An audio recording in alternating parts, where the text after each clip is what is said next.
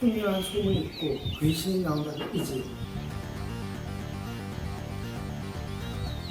얼핏 봐도 울신년스러운 분위기의 이 집. 오늘은 이 저택에 얽힌 사연을 알아보도록 하겠습니다.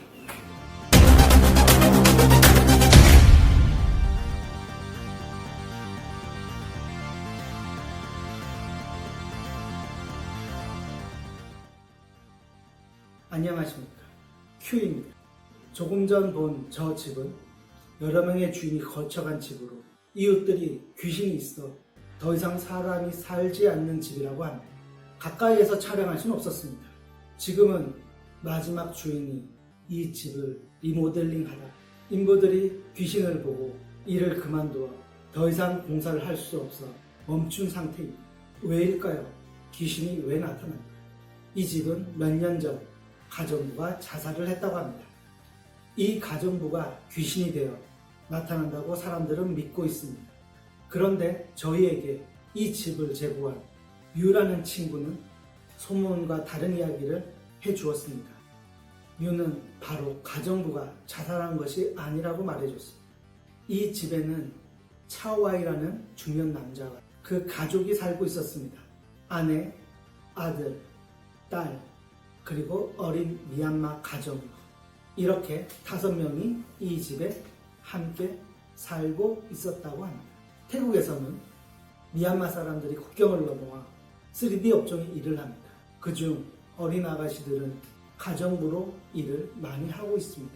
이야기로 돌아가서 사건이 발생할 시각, 가정부를 제외한 4명의 가족은 여행 중이었습니다. 보통 어린아이가 있는 집은 가정부도 같이 여행을 가 아이를 돌보곤 합니다. 그런데 그 사건이 있던 그 시간, 가정부는 집에서 혼자 집을 지키고 있었습니다.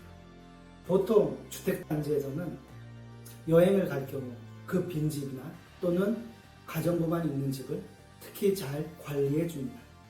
며칠 후 여행을 다녀온 가족들은 집에서 자살한 미얀마 어린 가정부를 발견하게 됩니다. 그리고 경찰에 신고를 하고 이 집의 안주인 어이 씨는 어린 미얀마 가정부가 집안일로 한동안 많이 힘들어했다고 진술을 합니다. 경찰은 별다른 특이점이 없는 자살 사건이라 생각을 하고 사건을 마무리 지으려고 하였습니다. 그런데 시체의 손톱에 혈흔이 발견이 됩니다. 이 혈흔은 그녀의 것도 누구의 것도 아니었습니다. 이 혈흔 DNA는 여성이었습니다. 경찰은 타살일 수 있다는 가정하에 주택단지에 출입 차량을 모두 뒤지기 시작했습니다. 그중 알 수 없는 렌터카 한 대가 들어온 것을 확인했습니다. 그 렌터카를 빌린 사람은 누구일까요? 경찰이 확인을 하니 바로 어이 씨였습니다. 어이 씨는 그 시각 여행지가 아닌 렌터카를 빌려서 직접 이 집으로 돌아왔던 것입니다. 경찰은 어이 씨를 체포하고 추궁하기 시작했습니다. 이에 어이 씨는 자신이 죽였다고 자백을 하게 됩니다. 이유는 상상이 되십니까? 어이 씨는 바로 이 어린 가정부와 남편이 내연의 관계였던 걸 알게 됐습니다. 어이 씨는 여행지에 도착하자마자 몸이 불편하다며 호텔에 남아 렌터카부터 빌렸습니다. 바로 렌터카를 빌려서 집으로 돌아온 어이 씨는 이 어린 내반을 목 졸라 죽였던 겁니다. 현재 어이 씨는 징역 7년을 받아 복역 중이며 남편과 아이들은 지금 이 지역을 떠났다고 합니다. 남은 것은 이 집밖에 없게 된 거죠. 이 집은 싸게 팔려나가 여러 주인을 만나 모양도 여러 번 바뀌었지만 아무도 이 집에 살지는 않습니다. 바로 이 집은 아무도 살 수 없는 집이 되었습니다. 누군가 이 집에 지내려고 하면 귀신이 나타나 떠날 수밖에 없는 상황이 계속 발생하게 되는 겁니다. เมื่อก่อนประมาณ20กว่าปีที่แล้วนะคะบ้านหลังนี้เคยมีแบบแม่บ้านมาทำงานอะไรประมาณนี้แล้วก็มีเจ้าของบ้านนะคะเขารักชอบกับแม่บ้านแล้วเหมือนมีอะไรกันอย่างเงี้ยค่ะมีความสัมพันธ์อะไรต่อกันแล้วภรรยาของเจ้าของบ้านเขารู้เรื่องเขาก็เลย